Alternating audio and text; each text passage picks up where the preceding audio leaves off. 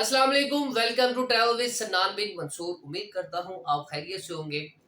अल्लाह ताला से दुआ है कि वो आपको दुनिया और आखिरत दोनों की भलाइयाँ अता फरमाए। जैसा कि आप जानते हैं कि हमने एक सीरीज शुरू की हुई है वीज़ा फ्री कंट्रीज। पाकिस्तान में रहने वाले, इंडिया में रहने वाले, बांग्लादेश, नेपाल या सऊदी अरब, कहीं पर भी जो पाकिस्तानी इंडियंस मौजूद हैं और वो यूरोप एंटर होना चाहते हैं, उनके लिए ये सीरीज स्पेसिफिकली स्टार्ट की गई है, क्योंकि बहुत सारे लोगों को नहीं पता कि किस कंट्री के थ्रू हम यूरोप में एंटर हो सकते हैं और अपने फ्यूचर को मजीद किस तरीके से सिक्योर कर सकते हैं। तो इसी सिलसिले में आज की हमारी ये वीडियो है, बहुत ज़बरदस्त है। ये वो कंट्री है जो अमेरिका के सराउंडिंग में पाई जाती है और अमेरिका की टेरिटरी नहीं है, और यहाँ पर मजे की बात यह है कि यहाँ पर डॉलर चलता है। क्या चलता है यहाँ पर? यहाँ पर जो करेंसी है वो डॉलर चलती है। और अगर इस कंट्री का आपको पासपोर्ट मिल जाए, जो कि कम से कम 2 साल और ज्यादा से ज्यादा 3 साल में मिलता है, तो याद रखें इस पासपोर्ट का रैंक पूरी दुनिया में 32 नंबर पे है। और अगर इस पासपोर्ट का नंबर आपको मिल जाता है, आई मीन ये पासपोर्ट आपको मिल जाता है, तो आप कमो बेश 142 कंट्रीज में विजिट कर सकते हैं। ऑन अराइवल वीजा मिल सकता है, वीजा फ्री ट्रैवल कर सकते हैं, ई वीजा मिल सकता है, और वीजा को हासिल करने में आपको आसानी भी हो सकती है अगर इस कंट्री का वीजा मिल जाए।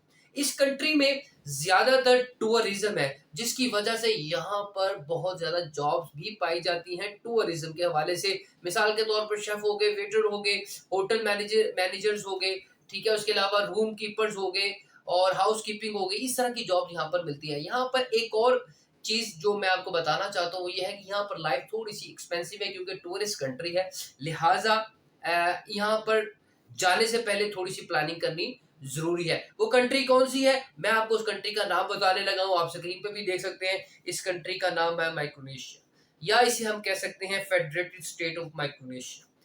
हम इसे फेडरेटेड स्टेट इसलिए कहते हैं, जैसे पाकिस्तान की 4 स्टेट्स हैं, इंडिया की 26 या 27 स्टेट्स हैं, या दुबई की 7 स्टेट्स हैं, 6 स्टेट्स हैं, इसी तरह इसकी भी 4 स्टेट्स हैं, जिनके नेम है यक चौक और पोनहैप्पी और कैसरिया।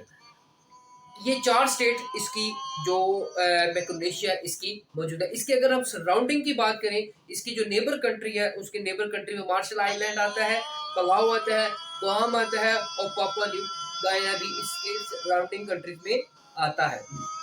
तो आपने ये देखना है कि ये जो कंट्री है, इसका अगर हम इसके कैपिटल की बात करें, तो इसके कैपिटल का नाम है पैलिकिर, ठीक है। इसकी जो पॉपुलेशन है सिर्फ 11,04,164 इसकी पॉपुलेशन है, ठीक हो गया। इसका जो कॉन्टिनेंट लगता है वो ओशियनिक कॉन्टिनेंट लगता है। और अगर हम इसके आइलैंड की बात करें, तो यहाँ पर कमोबेश 2000 के करीब आइलैंड भी पाए जाते हैं। पासपोर्ट नंबर मैं आपको ऑलरेडी बता चुका हूं। अब हम बात कर लेते हैं यहाँ पर डॉक्यूमेंट्स कौन से रिक्वायर होते हैं। अच्छा, ये डॉक्यूमेंट्स में हम, जैसे कि हम हर दफा आपको बताते हैं, जो मेन डॉक्यूमेंट्स है उसमें आपका पासपोर्ट है, जो कि कम से कम 6 मंथ तक वैलिड होना चाहिए। उसके बाद आपकी पासपोर्ट साइज की पिक्चर्स हैं। उसके बाद सबसे इंपॉर्टेंट चीजें हैं आपकी होटल बुकिंग, जहां पर आपने मैक्सिमम 30 डेज स्टे करना है, और आपका एक रिटर्न टिकट, और कम से कम आपके पास 100 से लेकर, या आप कह लीजिए तकरीबन 900 या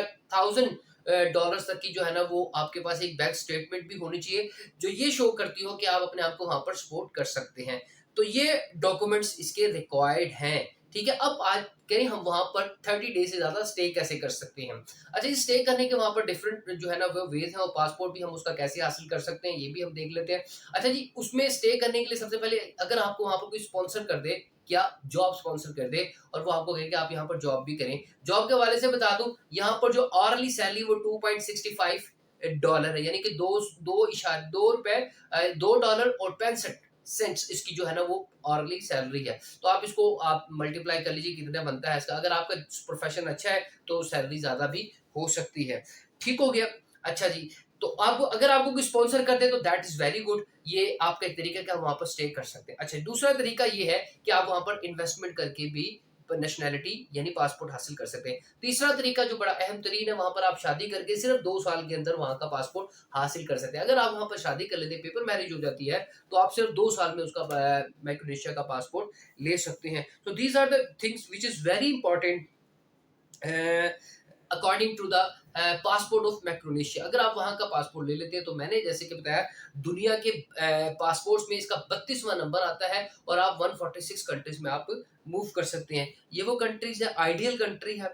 आइसलैंड है, 2000 के करीब इसके अपने आइलैंड है, जजीरा है। इसके जो नेबरिंग कंट्रीज है वो मैं आपको बता चुका हूँ। अमेरिकन करेंसी यहाँ पर चलती है, तो आप हिसाब लगा लीजिए कि ये कंट्री कितनी ज़्यादा स्टेबल है। 4 इसकी स्टेट्स हैं। अगर आपको यहाँ का पासपोर्ट मिल जाता है तो मैं ये समझता हूँ कि आप यूरोप में ईज़िली एंटर हो सकते हैं। बेसिकली हमारी जो वीज़ा फ्री कंट्री सीरीज़ शुरू करने का मेन पर्पज़ था वो ये था कि हम यूरोप में लीगली कैसे एंटर हो सकते हैं। बजाय इसके कि डंकी मार के जाएँ, बजाय इसके कि हम पैसे दें एजेंट्स को, तो हम लीगली कैसे एंटर हो सकते हैं। जहाँ आप इतने 25 लाख, 30 लाख, 35 लाख लगा रहे हैं, वहाँ पर ये थोड़े से पैसे अगर यहाँ पर लीगल लगा के जाएँ, अगर थोड़ी-सी इन्फॉर्मेशन मिल जाए, तो आप इन कंट्रीज़ में एंटर हो सकते हैं और इन कंट्रीज़ के थ्रू आप यूरोप में भी एंटर हो सकते हैं। यकीनन ये वीडियो आपके लिए बहुत ज़्यादा कारगर साबित होगी। माइक्रोनेशिया से मुतल्लिक अगर आपके पास कोई क्वेश्चन है, कोई क्वेश्चन पूछना चाहते हैं, कोई क्यूरी है, तो आप मुझे मेरे व्हाट्सएप नंबर पे भी अप्रोच कर सकते हैं। मुझे कमेंट सेक्शन में भी आप क्वेश्चन कर सकते हैं। मैं इंशाल्लाह आपको फौरन से रिप्लाई करूँगा। Thank you so much for watching travel with Sannan bin Mansoor.